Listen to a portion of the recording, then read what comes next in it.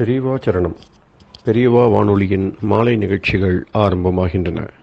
இன்றைய எமது நிகழ்ச்சிகள் நித்திய குரு பாதுகா பூஜா, ஸ்ரீ ரா கணபதி அவர்கள் எழுதிய புத்தகத்தின் ஒளிவடிவம், ஆன்மீக உரை, மகா பெரியவா மகிமை, உபன்யாசம். பெரியவா சரணம். பெரியவா சரணம். அடுத்த நிகழ்ச்சி நித்திய குரு பாதுகா பூஜை.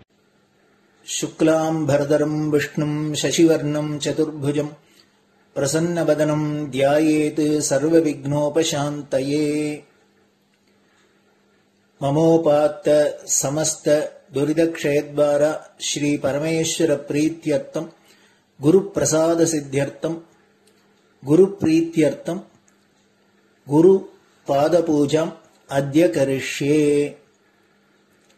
गुरुर्ब्रह्मा गुरुर्विष्णुर्गुरुर्देवो महेश्वरः गुरुः साक्षात् परब्रह्म तस्मै श्रीगुरवे नमः।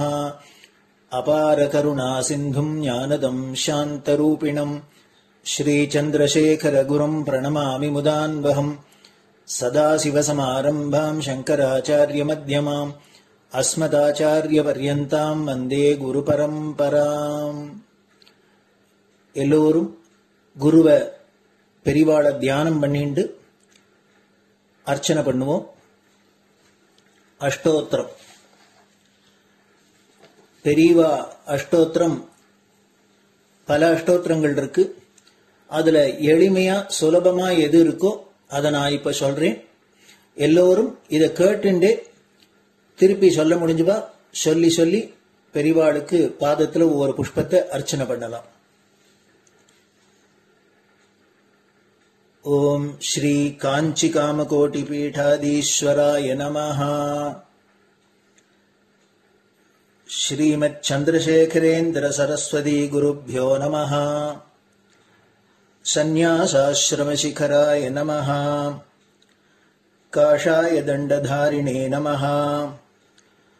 सर्वपीठापहारिणे नमः। स्वामिनाथ गुरवे नमः। करुणासागराय नमः। जगदाकर्षण शक्तिमते नमः। सर्वचराचर हृदयस्थाय नमः।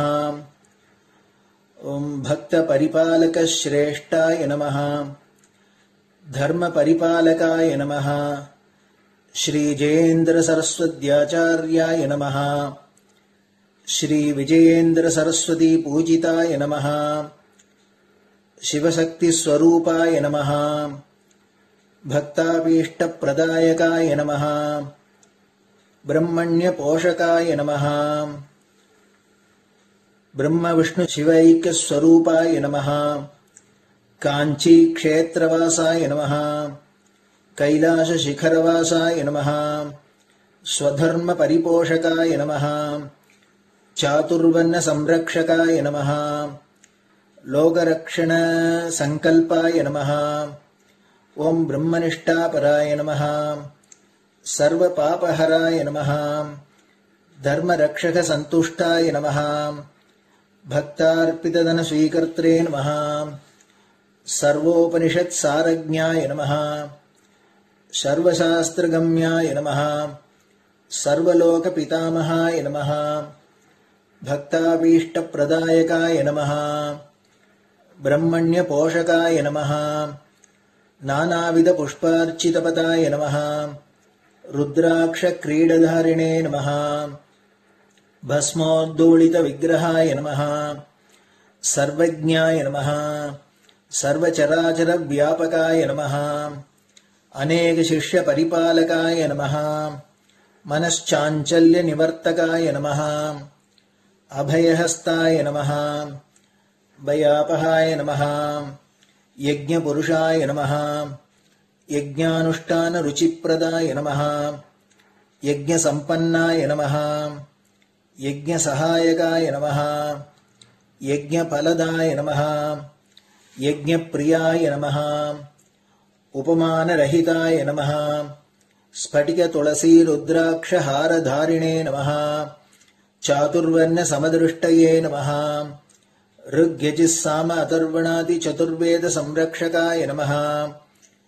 தட்சிணாமூர்த்தி ஸ்வரூபாய நமஹ ஜாக்ரத் ஸ்வப்ன சுஷுப்தி அவஸ்தாதீதாய நமஹ கோடி சூரிய துல்லிய தேஜோமே ஷரீராய நமஹ சாது சங்க சம்ரக்ஷகாய நமஹ அஸ்வகஜ கோபூஜா நிர்வர்த்தகாய நமஹ குருபாதுக பூஜா துரந்தராய நமஹ கனகாபிஷிக்தாய நமஹ ஸ்வர்ண பில்வதள பூஜிதாய நமஹ சர்வஜீவ மோக்ஷதாய நமஹ மூக வாக்தான நிபுணாய நமஹ நேத்ர தீக்ஷாதானாய நமஹ द्वादशलिंग स्थापकाय नमः गान रसप्रियाय नमः ब्रह्मज्ञानोपदेशकाय नमः सकलकलासिद्धिताय नमः चातुर्वण्यपूजिताय नमः अनेकभाषा संभाषण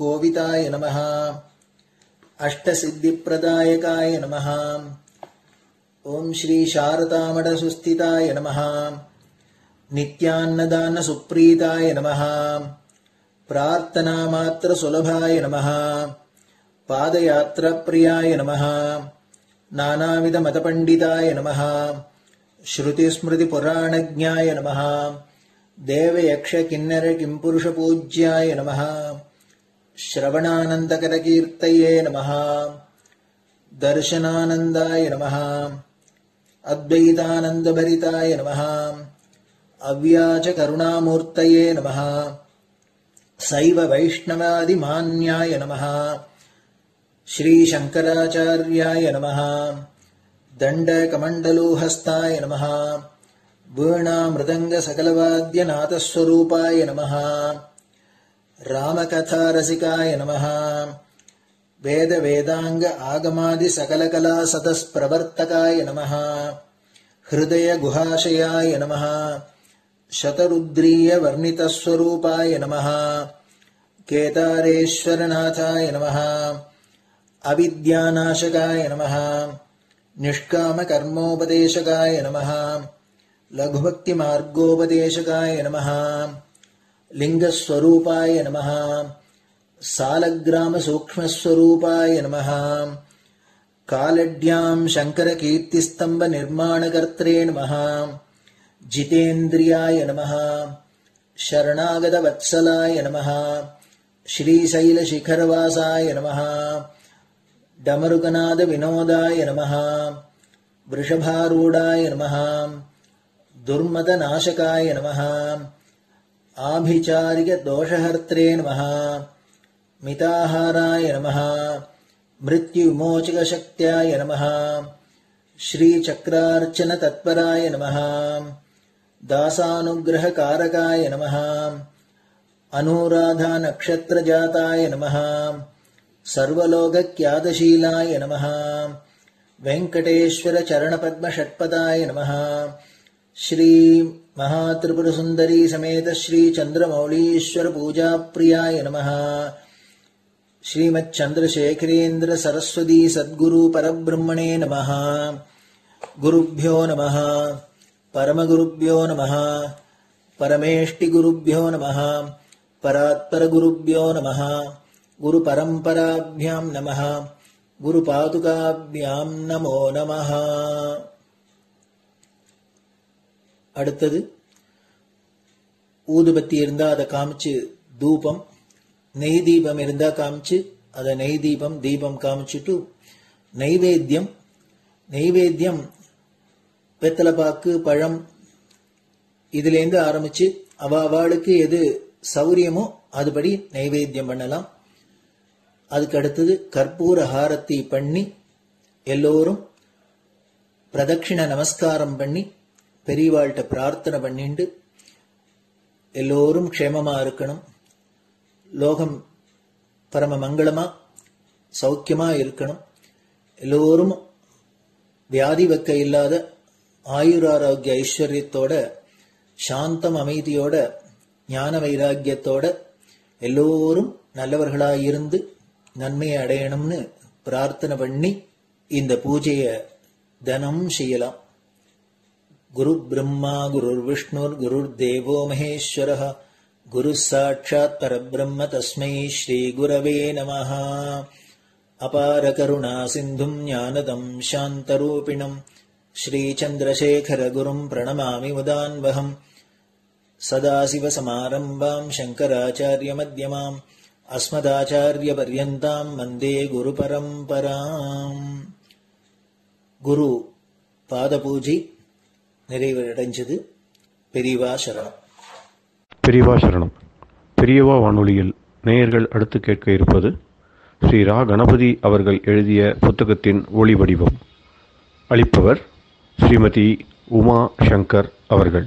தேனினும் இனிய சொல்லான் தீச்சுடர் மேனி கொண்டான் ஊனுயிர்க்குயிரதான ஒன்றினைக் கலந்து நின்றான் ஏனினிக் கவலை நெஞ்சே இன்றுனக் அருள் செய்தான் இஞ்ஞானவான் காமகோட்டி நாதனை நம்புவோமே. ஜே ஜே சங்கர ஹரஹர சங்கர. மகாபெரியவாளின் உபன்யாசங்களை ரா கணபதி அண்ணா தெய்வத்தின் குரல் என்ற பெயரில் 7 பாகங்களாக தொகுத்து அளித்ததின் 7ஆம் பாகத்தின் அடுத்த பகுதி சமூகம். சிறுவர்களுக்கு உள்ளத்தை குளிப்பாட்டுங்கள்.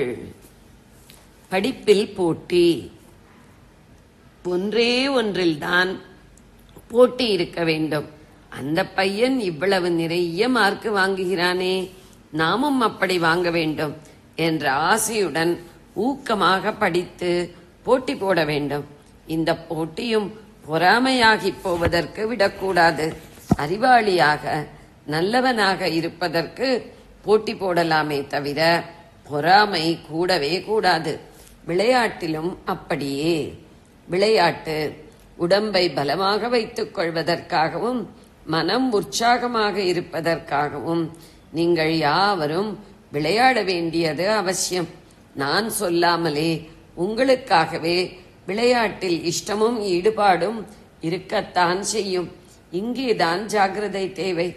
உங்கள் படிப்புக்கு சிறிது கூட இடையூறு இல்லாதபடியும் பிறருக்கு எந்த விதத்திலும் இம்சை ஏற்படாதபடியும் உங்களுடைய விளையாட்டு ஆசையை அளவுக்குள் கட்டுப்படுத்திக் கொள்ள வேண்டும்.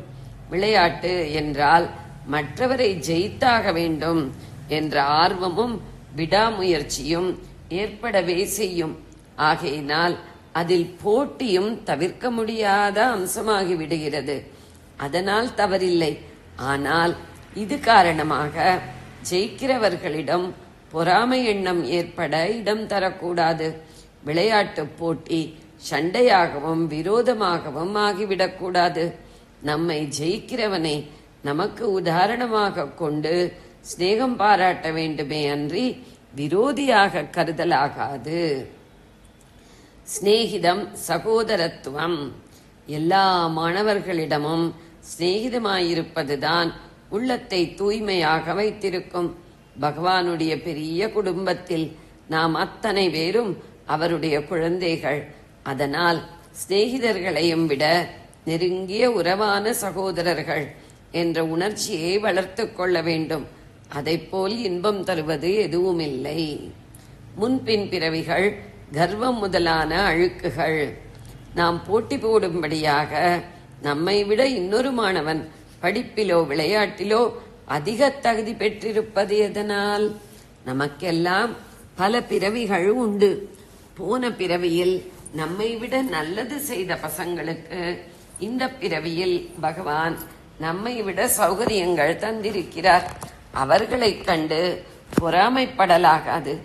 இதேபோல் நம்மளவு சௌகரியமோ அறிவோ அழகோ இல்லாதவர்களை பார்த்து நாம் தாழ்த்தியாக நினைத்து கர்வப்படவும் கூடாது. கர்வம் என்பது சொறி, சிரங்கு, எல்லாவற்றையும் விட கொடிய பெரிய வியாதி போன்றது. போன பிறவியில் நம்மை விட தப்பு செய்ததால் அவர்கள் இப்போது பணத்தில், புத்தியில், அழகில் நம்மை விட கீழாக இருக்கலாம். ஆனால் நமக்கு கர்வம் வந்தால் இதுவே அவர்கள் செய்த தப்புக்களை எல்லாம் விட பெரிய தப்பு. இதனால் நாம் அடுத்த பிறவியில் இப்போது அவர்கள் இருப்பதை விட கீழான நிலையில் பிறப்போம். இன்னும் பலவிதமான அழுக்குகள் இருக்கின்றன. பிறர் இல்லாத போது அவர்களை பற்றி கேலியாகவோ நிந்தையாகவோ பேசுவதில் உங்களுக்கு எண்ணம் போகவே கூடாது.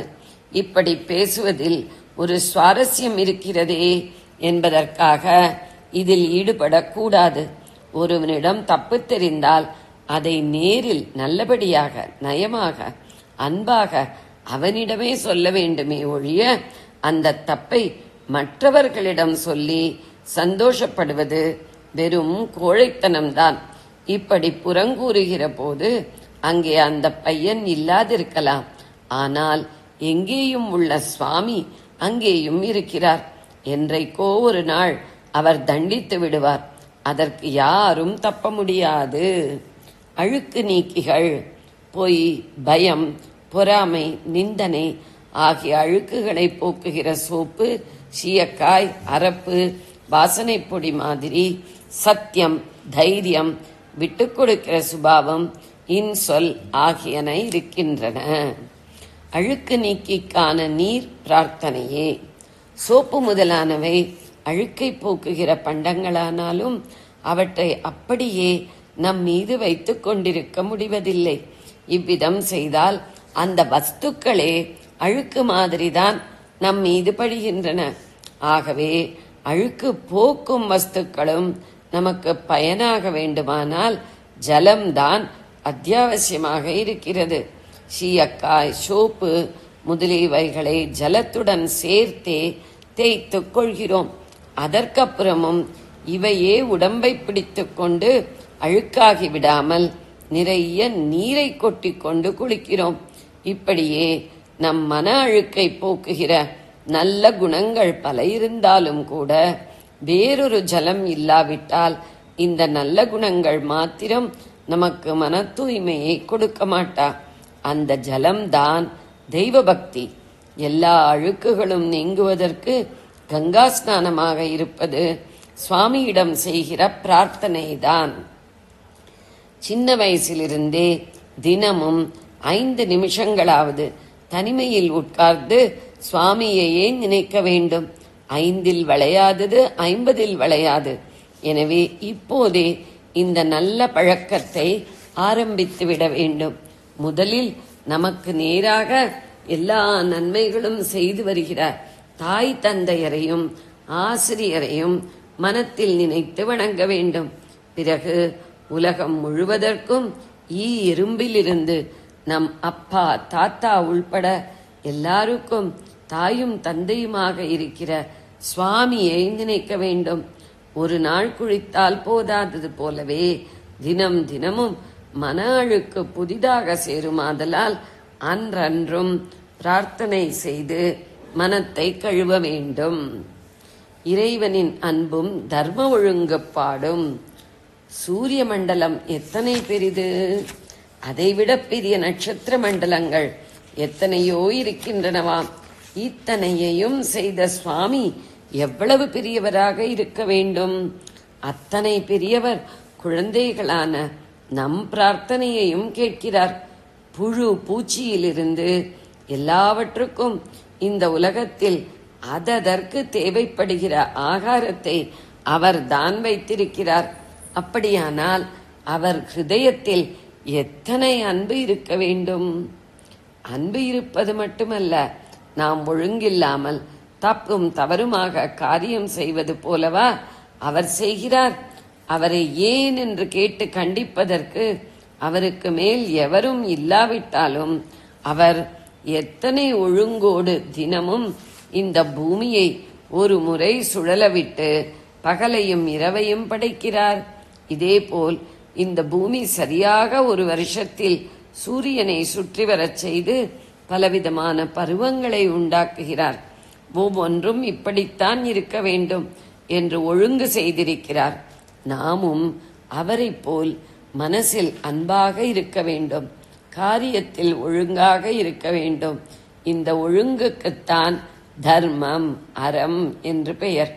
அன்பும் அறமும் உருவான சுவாமியை வேண்டினால் நமக்கும் இவை உண்டாகும். அவருடைய அருளை நினைத்து நன்றி செலுத்துவதே மன அழுக்கை எல்லாம் போக்குகிற பெரிய ஸ்நானம். நல்ல பிள்ளைகளாவதற்கு வேண்டுக. கெட்ட பிள்ளையாவது எளிது. ஆனால் அந்த பெயர் எடுத்து விட்டால் அப்புறம் நமக்கு எத்தனை அவமானம், கஷ்டம். வாழ்க்கையில் முன்னுக்கு வரவே முடியாது. நல்ல பிள்ளையாவது கடினம் என்று தோன்றலாம். ஆனால் கடவுளின் அருளை துணை கொண்டால் இதையும் எளிதாக சாதித்து விடலாம். நல்ல பிள்ளை என்று பெயர் வாங்கினால்தான் வாழ்க்கையில் முன்னேற நல்ல நல்ல வாய்ப்புகள் வரும். ஒரு நாள் இல்லாவிட்டால் ஒரு நாள் கெட்டவன் தண்டனை பெறத்தான் செய்வான். சுவாமியின் பாதகமலங்களை விடாமல் பிடித்து கொண்டு, எனக்கு வேறு கதி இல்லை, நீதான் நல்ல வழி காட்ட வேண்டும் என்று வேண்டிக் கொள்ள வேண்டும். பிஞ்சான உங்கள் குழந்தை உள்ளத்திலிருந்து உண்டாகிற வேண்டுகோளுக்கு சுவாமி நிச்சயம் பலன் தருவார். உள்ள தூய்மையை இவ்வாறு இளவயதிலேயே பெறுவதுதான் எளிது. பிற்பாடு அழுக்கு ரொம்பவும் தடித்து போகவிட்டால் நல்ல வழி தேட வேண்டும் என்ற எண்ணம் கூட போய்விடும். எனவே இன்றிலிருந்து பகவானை பிரார்த்தியுங்கள். உங்களை அழுக்கே இல்லாமல் பளிச்சென்று வைத்து உங்களுக்கு ஒரு குறைவும் வராமல் சுவாமி காப்பாற்றுவார். ஜெய ஜெய சங்கர, ஹர ஹர சங்கர. பெரியவா சரணம். இந்நிகழ்ச்சியின் அடுத்த பகுதி நாளை மாலை இதே நேரத்தில் ஒளிபரப்பாகும். பெரியவா சரணம். பெரியவா சரணம். பெரியவா வானொலியில் நேயர்கள் அடுத்து கேட்க இருப்பது திரு கவிக்கண்ணன் அவர்களின் ஆன்மீக உரை. பெரியவா சரணம். ராம் ராம். ஸ்ரீ குருப்யோ நமஹ. ஜெய ஜெய சங்கர, ஹர ஹர சங்கர. பெரியவா வானொலி நேயர்கள் அனைவருக்கும், மகா பெரியவாவுடைய பக்தர்கள் அனைவருக்கும் அடியேன் கவிக்கண்ணனின் அன்பு கலந்த நல்வாழ்த்துக்கள். ராம் ராம். ஜெய ஜெய சங்கர, ஹர ஹர சங்கர. இன்னைக்கு குருவருளும் திருவருளும்ல 22வது பகுதியில் தத்தாத்திரேய அவதூதர் யது மகாராஜாவுக்கு சொன்ன 13வது குரு யாரு அப்படின்னு பார்க்க போகிறோம். அவர் 13வது குரு என்ன சொல்றார், யாரு சொல்றார் அப்படின்னா, யானையை பற்றி சொல்றார். ஒரு துறவி எப்படி இருக்கணுமா அப்படின்னாக்கா, யானையை போல மாட்டக்கூடாதான். யானை என்ன பண்ணுவான்னா, அதுக்கு ஸ்பர்ச சுக்கம் ரொம்ப வேணும். ஒரு ஆண் யானைக்கு ஒரு பெண் யானையை கண்டா மோகம், அதோட உரசிக்கணும் அப்படின்னு அதை எப்போ ஆசைப்படுமா. இந்த பெண் யானையை கண்டு மோகித்து அதன் அருகிலே செல்லக்கூடிய அந்த ஆண் யானை இருக்கு இல்லையா, கடைசியில் என்ன ஆகுதுன்னா, அதை பிடிக்கிறதுக்காக வெட்டப்பட்டிருக்கக்கூடிய பள்ளத்தில் யானை பிடிக்கிறது என்ன பண்ணோம்னா, பெரிய பள்ளம் தோண்டி மேலே மாத்திரம் அந்த மட்டைகள், இது தென்னை மட்டை, வாழை மட்டை எல்லாத்தையும் போட்டு வச்சிருப்பாளாம். இந்த பக்கத்தில் ஒரு பெண் யானையை நிறுத்தி வச்சிருப்பாளாம். உடனே இந்த ஆண் யானை இதை பார்த்து ஆசைப்பட்டு அங்கேருந்து வருமா. இந்த பெண் யானை பழக்கப்பட்ட யானை. அப்படி வரும்போது அந்த ஆண் யானை என்ன பண்ணும், கடற்கடான்னு வந்து இந்த பள்ளத்துக்குள்ளே விழுந்துவிடும்.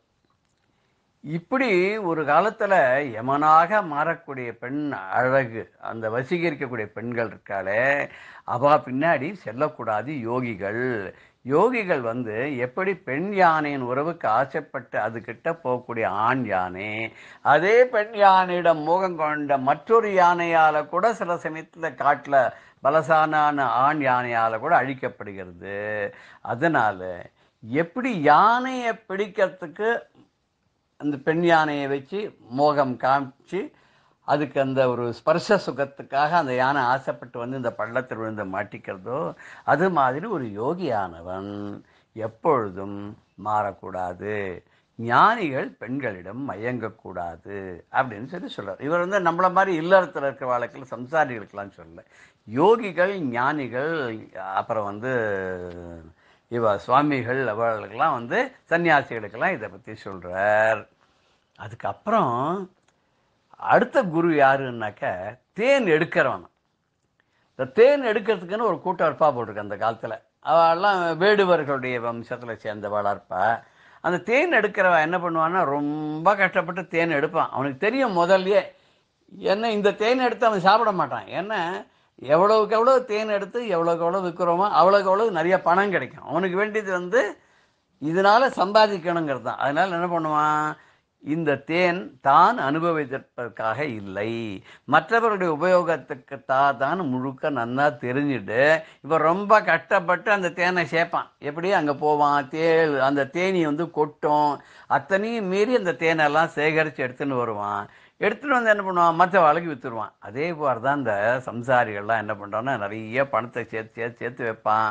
உலகாயுதமான போகங்களை தான் அனுபவிக்கணும் அப்படிங்கிறதுக்காக அந்த தேன்காரனை போல சம்சாரி செல்வத்துக்காக ஆசைப்பட்டு நிறைய சேர்த்து கடைசியில் என்ன, அதெல்லாம் யாருக்கோ தான் போய் சேரும். இவன் எதையாவது அனுபவிப்பானான இவன் ஒன்றுத்தையும் அனுபவிக்க மாட்டான். மற்றவாளுக்காக சேர்த்து வச்சு கடைசியில் தனக்கு ஒன்றும் இல்லாத போகிற மாதிரி அப்பேற்பட்ட அந்த தேன் எடுக்கிறவன் இருக்கானே அவனை பார்த்து நான் வந்து இதை கற்றுண்டேன். அந்த மாதிரி நாம்ளும் சேர்த்து வச்சு தானும் அனுபவிக்காமல் யாருக்காவோ உழைக்கிறது வந்து அதுக்கு நமக்கு பிரயோஜனம் இல்லை அப்படின்னு கற்றுண்டாராம். அதுக்கப்புறம் அடுத்ததாக 15வது குருவாக மானை சொல்கிறார். இந்த மான் என்ன பண்ணுன்னா அதுக்கு ரொம்ப சங்கீதம் ரொம்ப பிடிக்கும் போல் இருக்கு. அதுதோ வாசனை. அந்த மானை பிடிக்கிறதுக்காக அந்த வேடன் என்ன பண்ணானா வலையை விரிச்சுட்டு ரொம்ப அதுக்கு ரொம்ப பிடிச்ச மாதிரி இன்பமான இசையை அவன் ஒரு புல்லாங்குழல் மாதிரி ஒன்று வச்சுட்டு அதில் அந்த பாட்டெல்லாம் வாசிப்பானான். அந்த இசையில் மயங்கி அந்த மான் ஓடி வந்து என்ன பண்ணுமா இந்த வலையில் வந்து விழுந்துடுமா. இந்த மான் வந்து எப்படி இந்த வலையில் வந்து விழுறதோ இசையை கேட்டு, அது மாதிரி வந்து ஒரு துறவியானவன் பெண்களுடைய இசையில் மயங்கி ஆட்டத்தில் மயங்கி அந்த அவளுடைய வலையில் விழக்கூடாது யோகிகள் ஞானிகள் அப்படின்னு சொல்கிறார். நம்ம கூட ஒரு கதை கேட்டிருக்கோம் தெரியுமோ சில பேருக்கு. எப்படின்னா ரிஷ்யசங்கர்னு ஒரு முனிவர், அவர் வந்து ஆக்சுவலாக தசரதற்காக புத்தரகாமேஷ்டி யாகம் பண்ணார்னு கூட சொல்லுவோம். இன்னொரு விஷயம் அவரை பற்றி ரிஷ்யசங்கரை பற்றி சொல்லணுன்னா, ரிஷ்யசங்கர் வந்து ஒரு மகரிஷியோட பிள்ளை. அவரை உலகமே தெரியாத அவரை வளர்த்தாராம். உலகம்னா என்ன, மக்கள்னா யார், ஆண் பெண் வித்தியாசம் கூட அவருக்கு தெரியாது, அப்படி வளர்த்துட்டு இருந்தாராம். அவர் வந்து எங்கே போனாலும் மழை பெய்யுமா. அப்போ வசிஷ்டர் குலகுரு தசரதற்கு சொல்கிறார், அப்பேற்பட்ட ரிஷ்யசங்கர் அழைச்சின்னு வந்து அவருக்கு இங்கே வந்து ஒரு நல்ல ஒரு பொண்ணை கல்யாணம் பண்ணி வச்சு ஆசிரமம் அமைச்சு கொடுத்து எல்லாம் பண்ணி அவரை விட்டு இந்த புத்தரகாமேட்டி யாகம் பண்ணால் உனக்கு குழந்தை பிறக்கும் அப்படின்னு சொல்கிறார். சரி, அவர் எப்படி அழைச்சின்னு வருதுன்றதுக்கு என்ன பண்ணார்னா, அவள் அப்பா இல்லாத சமயம் பார்த்து அந்த ரிஷ்யசங்கருடைய ஆசிரமத்து பக்கத்தில் இருக்கிற நதியில் ஓடத்தில் அழகான பெண்களெல்லாம் அனுப்பிச்சு ஆட்டம் பாட்டம்லாம் பண்ணி நைஸாக அவரை கவரப் பண்ணி அழைச்சின்னு வந்து இங்கே வந்து என்ன பண்ணுறாருன்னா, தசரதருடைய பொண்ணு ஒருத்தி இருந்தாலாம், சாந்தான்னு பேர் அவளுக்கு. அதாவது கௌசல்யா சுமித்ரா கைகைக்கு பிறக்காதவ, இன்னொருத்தருக்கு பிறந்தவன். அந்த சாந்தாங்கிற வந்து வேற பக்கத்து ஊர் ராஜாவுக்கு அவர் தத்து கொடுத்துட்டாருன்னு சொல்லுவா கதையில். அந்த பொண்ணை இந்த ரிஷ்யசங்கருக்கு கல்யாணம் பண்ணி வச்சு அவர் அங்கே ஆசிரமம் நடத்தின்னு இருக்கார். அவரை வச்சு புத்தரகாமேட்டி யாகம் பண்ணார். அதில் அப்போ தெரியும் நமக்கு, தேவதூதன் வந்தான், பாயசம் கொடுத்தான், 3 மனைவிகளுக்கும் கொடுத்தார், ராமா லக்ஷ்மணா பரத சத்ருக்னா பிறந்தாலாம் நமக்கு தெரியும். இதுலேருந்து அவர் என்ன சொல்ல வர்றாருன்னா, மான் வயிற்றில் பிறந்த ரிஷ்யசங்கர் பெண்களுடைய ஆட்டம் பாட்டத்தில் மனம் ஈடுபட்டதுனால அவர்களுடைய வசத்துக்கு ஆளாகி கடைசியில் என்ன ஆச்சு, அது ஆசிரமத்தெல்லாம் விட்டு அப்பாவோட நினச்சின்றது ஆசையெல்லாம் நிறைவேறாத அங்கே தசரதர்கிட்ட போய் மாட்டின்ட்டு அங்கே போய் அப்படியே ரிஷ்யசங்கர் முனிவர் அப்படியே அவர் பெரியவராக வந்துட்டார். அப்புறம் அதை பற்றி ஒன்றும் தப்பு கிடையாது, எதுவும் கிடையாது. பட் அவர் எப்படி வந்து ஒரு ஏகாந்தமான நிலையில் தபஸ்வியாக வளர்ந்தவர் எப்படி வந்து மாட்டினாருங்கிறதுக்கு காரணத்தை சொல்லி, பெண்கள் வசம் மாட்டக்கூடாது அப்படிங்கிற மாதிரி இந்த மான் இசைக்க மயங்கிற மாதிரி இந்த ஆட்டம் பாட்டத்துக்கு மயங்கி போய் மாட்டக்கூடாதுங்கிறார். அடுத்ததாக வந்து மீனை சொல்கிறார். 16வதாக மீன் சொல்கிறார். மீன் என்ன பண்ணுமா அப்படின்னாக்க, அதுக்கு ருச்சி நாக்கு தான். இந்த தூண்டில் ஒரு புழுவை வச்சு அவன் என்ன பண்ணான், அந்த ஆற்றுக்குள்ளேயோ குட்டைக்குள்ளேயோ அதில் விடுவான் அந்த மீன் பிடிக்கிறவன்.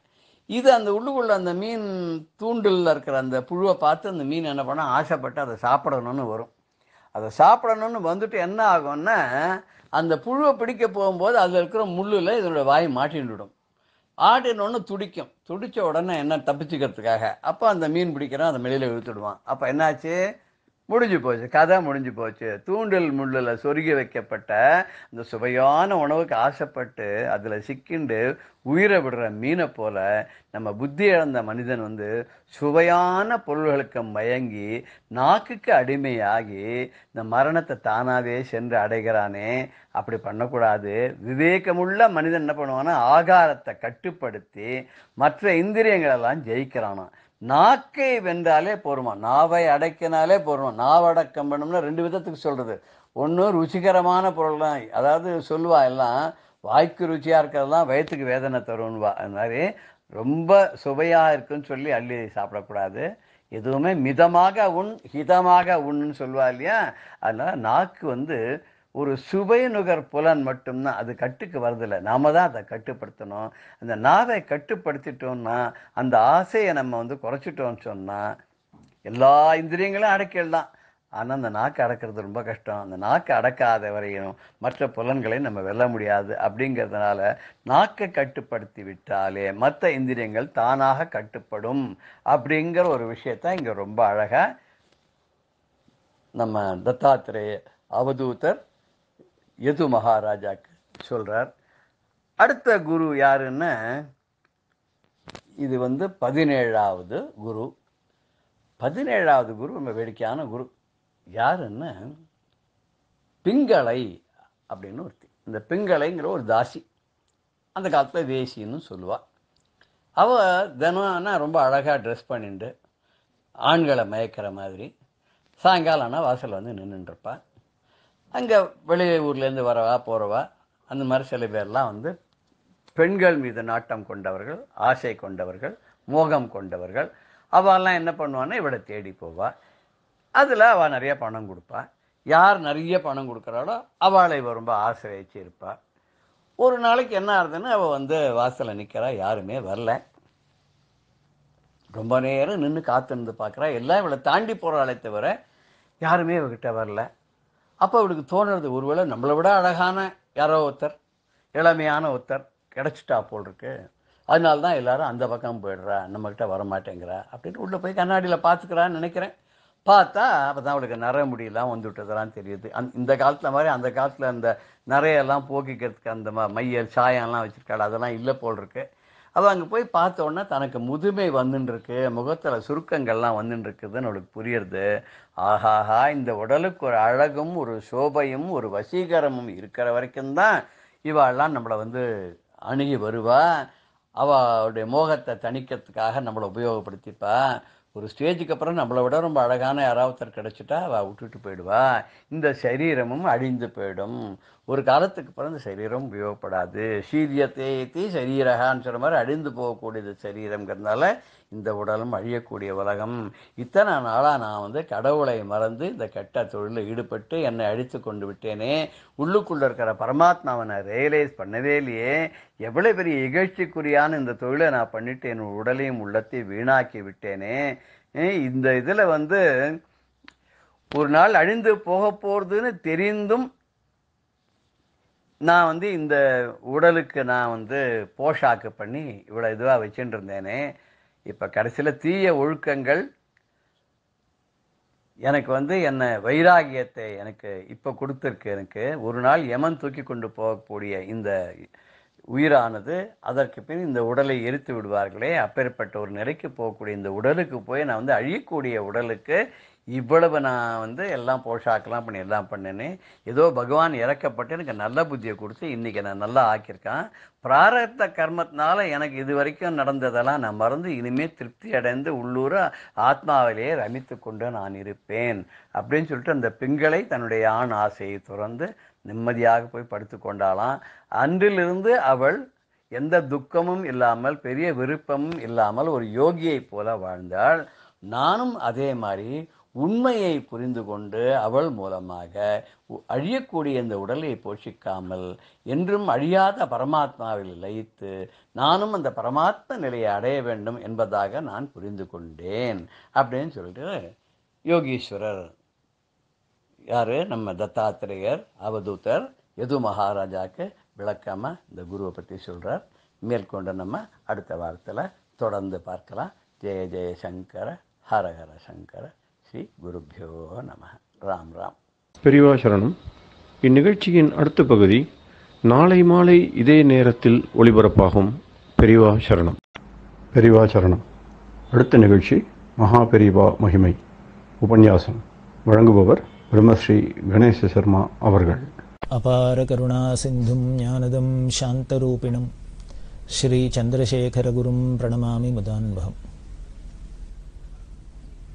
வியாசநகரையில் இருக்கிறதே இந்த சங்கர ஜெயந்தி விழாம்போது நடுப்புற ஒரு நாளைக்கு ராத்திரி சாண்டூர் யுவராஜா பெரியவாள்கிட்ட துவைதம் அத்வைதத்துக்கு என்ன வித்தியாசம் இந்த விஷயங்கள்லாம் கேட்கறதே தான் லீலாவதி கணிதத்தை பற்றி கேட்டு குவாண்டம் தியரிக்கு வந்து இப்படியெல்லாம் சொல்லி கணிதர் விஷயமாகவே மேத்தமேட்டிக்கலாகவே இந்த சித்தாந்தங்களெல்லாம் பெரியவா விவரமாக சொல்கிறா, அவருக்கு எக்ஸ்பிளைன் பண்ணா அப்படின்னு பார்க்குறோம்.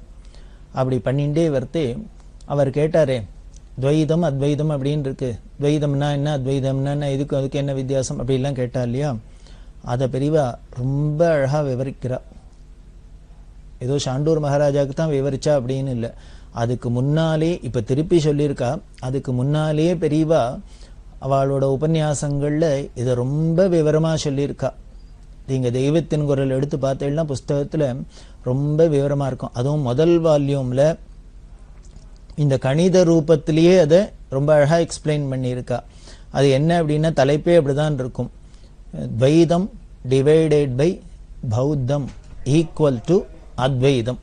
துவைதம் டிவைடட் பை பௌத்தம் ஈக்குவல் டு அத்வைதம் அப்படிங்கிறதையே அப்படியும் சொல்லலாம். இல்லைன்னா அத்வைதம் இன்டு பௌத்தம் ஈக்குவல் டு துவைதம் அப்படின்னு சொல்லலாம். அப்படின்லாம் சொல்லி ஒரு பெரிய மேக்ஸ் கிளாஸ் எடுக்கிறாப்புல தான் இதை எடுத்திருக்கா. அதே தான் இப்போ திருப்பி சாண்டூர் மகாராஜாக்கும் சொல்லியிருக்கா. ஏன்னா அவர் பெரிய மேத்தமெட்டிஷியன் இல்லையோ, அதனால ஒரு சித்தாந்தத்தையும் மேத்தமெட்டிஷியனுக்கு அந்த கணித பாஷையிலேயே சொல்லியிருக்கா. பெரியவாள்கிட்ட அது ஒரு விசேஷம். யார் யார் எந்த சப்ஜெக்டில் பெரிய மாஸ்டர்ஸோ அவள் வந்து கேட்டாக்க இந்த வேதாந்த விசாரம் பண்ணி கேட்டால் அவளுக்கு தெரிஞ்ச அந்த சப்ஜெக்ட் ரூபத்திலேயே அதிலேயே வச்சுட்டே அவளுக்கு எக்ஸ்பிளைன் பண்ணுவாள். இங்கே சாண்டூர் மகாராஜாவுக்கு இந்த அத்வைதம் துவைதம் அப்படிங்கிறதுலாம் பற்றி மேத்தமேட்டிஷியன்ஸுக்கு அந்த கணித ரூபத்தில் சொன்னால், ராஜா ராமண்ணா அப்படின்னு ஒரு பெரிய அணு விஞ்ஞானி வந்தார். அந்த அணு ஆராய்ச்சி பண்ணுறவாளுக்கு வந்து அணு விஞ்ஞானத்தை வச்சுட்டே சொல்லுவாள். டாக்டர் ரங்காச்சாரி அப்படின்னு ஒரு பெரிய பிரபல மருத்துவ நிபுணர் வந்தார். அவருக்கு மருத்துவ ரீதியிலேயே அதிலேயே சித்தாந்தத்தை சொல்லுவா. இப்படி யார் யார் வராளோ அவளுக்கு புரிஞ்ச சப்ஜெக்டை வச்சுட்டு அவள் படித்த சப்ஜெக்டை வச்சுட்டு அதை எக்ஸ்பிளைன் பண்ணுறதுங்கிறது பெரியவாள்கிட்ட ரொம்ப சிறப்பு.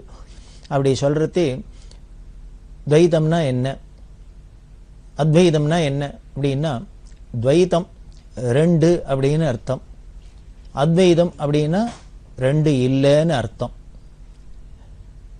ரெண்டுனா என்ன அப்படின்னா, பரமாத்மான்னு ஒன்று இருக்கு, ஜீவாத்மான்னு ஒன்று இருக்கு அப்படின்லாம் நாம் சொல்கிறோம். இந்த பரமாத்மா அப்படிங்கிறது சுவாமி கடவுள் அப்படின்னு ஒன்றை தான் நாம் குறிக்கிறோம். எல்லாருமே எல்லா சித்தாந்தத்திலையும் அப்படித்தான் சொல்லப்படுறது. இது எங்கேயோ இருக்கு, அது இருக்கிறதுலே ஒசந்தது அதுதான், அது ரொம்ப பரம சத்தியமான வஸ்து அப்படின்லாம் நாம் சொல்கிறோம். அந்த பரமாத்மா அப்படின்னு சொல்றதையே கடவுள் அப்படின்னு சொல்றதையே எல்லா மதத்திலையும் எல்லாரோட பாவமே எப்படி இருக்கும் அப்படிங்கிறது நாம் ஒன்றும் தனியாக வியாக்கியானம் பண்ண வேண்டாம், சொல்ல வேண்டாம். அது இருக்கிறதுலே பெருசு அப்படின்னு சொல்கிறோம். ஜீவாத்மான்னு ஒன்று இருக்குது. அந்த ஜீவாத்மா தான் நம்ம மனுஷர் அப்படிகள்லாம் சொல்லிட்டு இருக்கோம். இந்த ஜீவாத்மா அப்படிங்கிறது ஜீவர்கள் அப்படிங்கிறது நாம மட்டும் இல்லை, இந்த அன்ற சராச்சரத்தில் பல ஜீவராசிகள் இருக்கு. இப்போ நமக்கு விவகாரத்தில் பார்க்கறதே என்ன புரியறது அப்படின்னு, அந்த பரமாத்மாங்கிறது ஒன்றும் அது எங்கேயோ இருக்கு, ஜீவாத்மாங்கிறது நாம நாம இங்கே இருக்கோம் அப்படின்னாக்கா இப்போ ரெண்டு தானே, எங்கேயோ ஒன்று இருக்கு பரமாத்மான்னு ஒன்று இருக்கு, இங்கே நாம இருக்கோம் ஜீவாத்மா அப்படிங்கிறது தானே நமக்கு புரியறது, ஆவரேஜாக சாதாரணமாக நினச்சி பார்க்கறதே.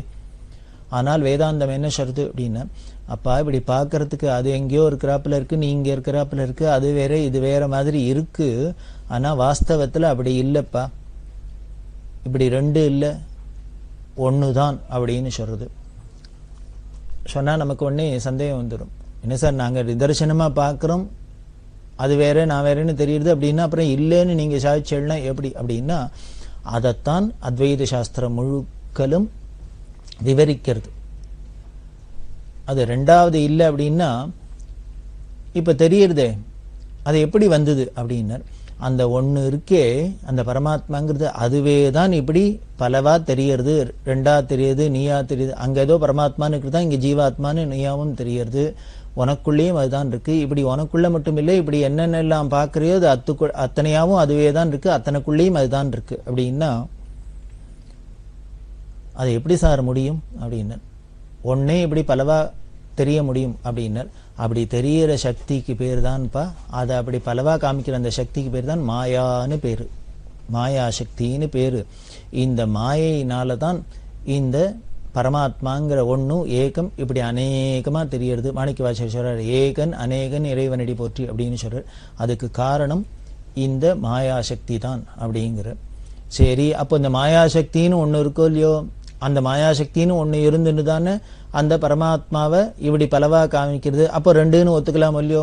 இது துவைதாதி சித்தாந்தங்கள்லாம் இப்படிதான் சொல்றது.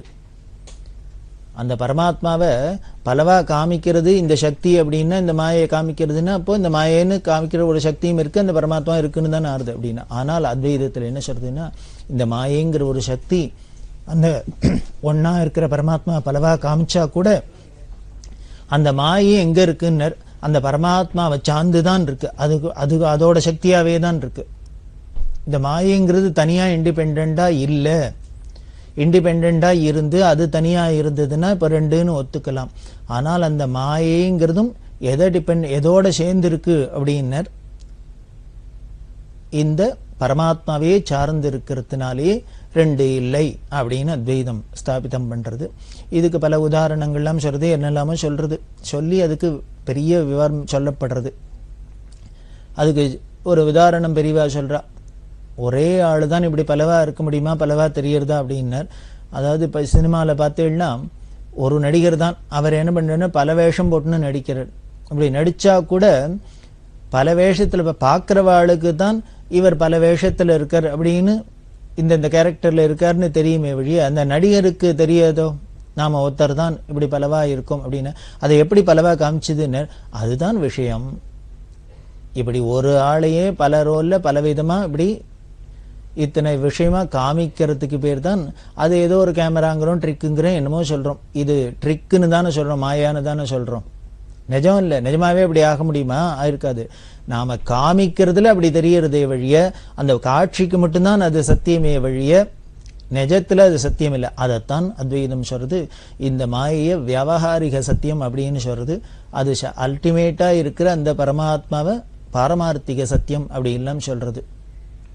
இதெல்லாம் விவரமா பெரியவா வியாக்கியானம் பண்ணினா, அந்த ஒரே நடிகர் தான் எல்லாத்துக்குள்ளேயும் எல்லா ரோல்குள்ளேயும் கேரக்டருக்குள்ளேயும் இருக்கிறாப்புலதான் அந்த அந்தர்யாமியான பரமாத்மா தான், அந்த சக்தி தான் உள்ளுக்குள்ள இருக்கு அப்படின்லாம் ஆத்மஸ்வரூபமா இருக்கு அப்படின்னு எல்லாம் சொல்ற.